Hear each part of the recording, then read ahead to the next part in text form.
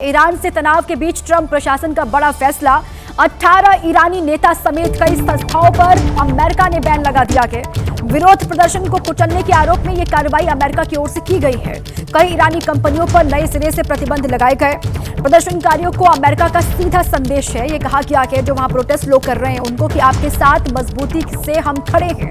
America ने यह कहा कि अमेरिका ने 18 ईरानी नेताओं समेत कई कंपनियों को प्रदर्शनकारियों पर सख्ती और हिंसा के लिए जिम्मेदार ठहराते हुए बैन लगा दिया है। ट्रेजरी विभाग के मुताबिक इन कंपनियों ने तेल से होने वाली अरबों डॉलर की कमाई का गलत इस्तेमाल किया था, जिसके बाद इन पर यह फैसला लिया गया है।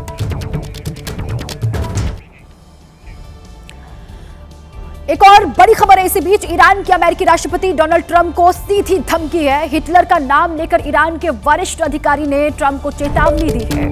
ट्रंप पर ईरान के वरिष्ठ अधिकारी मोहसिन रेजाई बोले हैं। उन्होंने कहा कि रूस की बर्फ में फंसकर हिटलर जर्मनी को भी नहीं बचा सका था। रेजाई ने कहा कि ईरान भी वैसी रूसी बर्फ की तरह है। ट्रंप जितना आगे बढ़ेंगे उनकी उतनी ही खराब होगी। شاد میشدن چون اینا واقعا گرفتارن. ترامپ اینا گفته ببینید من نمیخوام یه جنگ طولانی بکنم، من یه حمله بیشتر نمیخوام بکنم، کوتاه مدت. خب آقای ترامپ تو فکر کردی ما بعد از اینکه یه حمله کوتاه مدت کردی دوباره تقاضای آتش بس میخوای بکنی؟ حتما بعد فکر میکنید ایران این بارم آتش بس رو قبول میکنه؟ من همینجا عرض میکنم امیدوارم حرفای من این آقای ترامپ بشنوه. آقای ترامپ سال دوم جنگ ما راه افتادیم. ما سال دوم جنگ راه افتادیم، 5 استانمون هم اشغال بود. ظرف 9 ماه بالای 90% سرزمین ها رو آزاد کردیم. بعد وارد خاک عراق شدیم. تا آخر جنگ یعنی 6-7 سال هرچه آقای ریگان و شوروی و التماس میکردن ما دیگه ادامه ندیم، ما ادامه دادیم. کاری کردیم تا 40-50 سال بعد امنیت تو کشور درست شد. ما توصیه میکنیم عقب برید، دیگه بیشتر از این جلو نیایید. ما اگر راه بیفتیم ما دیگه بحث آتش بس و این चीज़ा نداریم. तो ईरान ने यह साफ कर दिया कि अगर अमेरिका ईरान पर हमला करता है तो युद्ध विराम नहीं होगा। इसी बीच एक और बड़ी खबर आपको हम दे दें। ईरान अमेरिका तनाव पर सूत्रों से बड़ी खबर सामने आ रही है कि अभी ईरान पर हमला नहीं करेगा अमेरिका। ये सूत्र बड़ी जानकारी दे रहे हैं। ईरान पर हमले को लेकर मंथन में ट्रंप इस वक्त जुटे हुए हैं। ईरान के मुद्दे पर सहयोगियों से सलाह ले रहे हैं डोनाल्ड ट्रंप। इजराइल और अरब देशों ने भी ट्रंप से हमला टालने को कहा है। सूत्र ये बड़ी जानकारी दे रहे हैं। लगातार अमेरिका के संपर्क में है कतर, सऊदी अरब, ओमान और मिस्र। ईरान पर हमला ना करने का दबाव अरब देश लगातार बना रहे हैं। अरब देशों को अमेरिकी हमले से मिडिल ईस्ट में संघर्ष का डर है।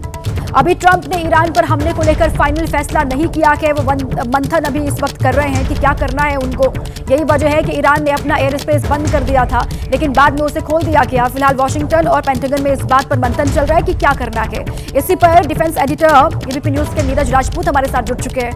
नीरज, फिलहाल टाल दिया गया अमेरिका ने कि कोई हमला नहीं करना है ईरान पर। अभी मंथन कर रहे हैं ट्रंप कि उनको आगे कैसे बढ़ना है ईरान को लेकर।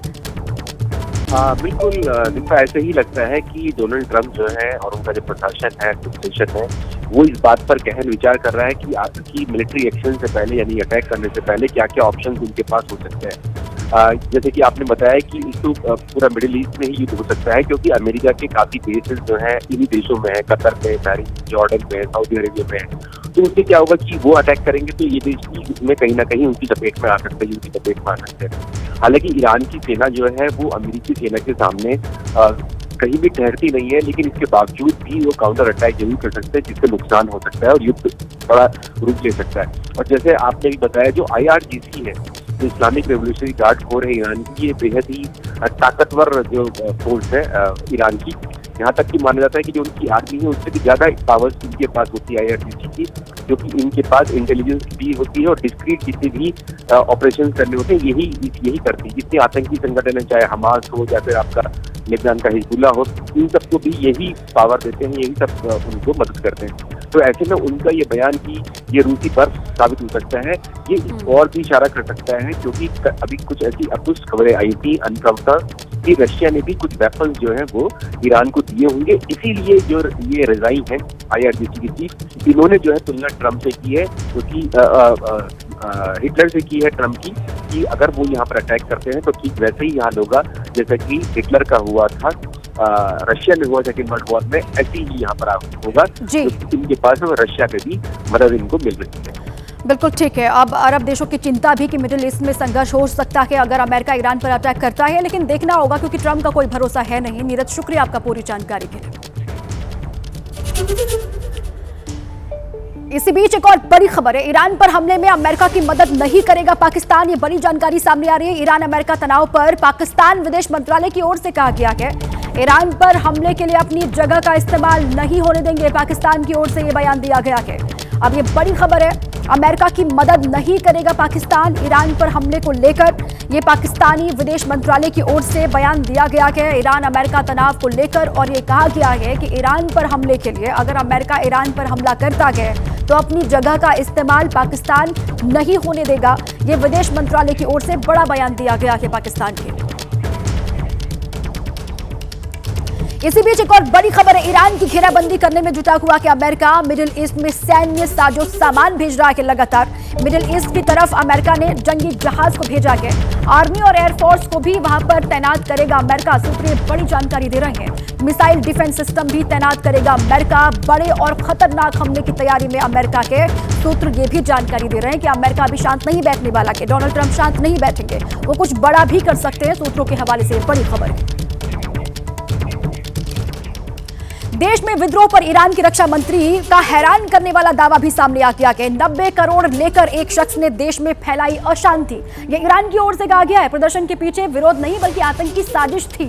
विरोध नहीं बल्कि आतंकी साजिश थी, यह ईरान की ओर से बयान दिया गया है। प्रदर्शन से जुड़े कुछ लोगों की मौत नशीली दवाओं से हुई है। ईरान ने यह भी दावा किया कि कुछ मामलों में नेताओं ने फर्जी मौतें करने और जनता की भावनाओं को भड़काने के लिए अपने ही लोगों को करीब से गोली मारकर उनकी हत्या कर दी। और 90 करोड़ लेकर एक शख्स ने यह आग वहां पर भड़काई है, ये कहा गया कि ये बड़ा दावा है, जिसके बाद ईरान में कोहराम मचा हुआ है।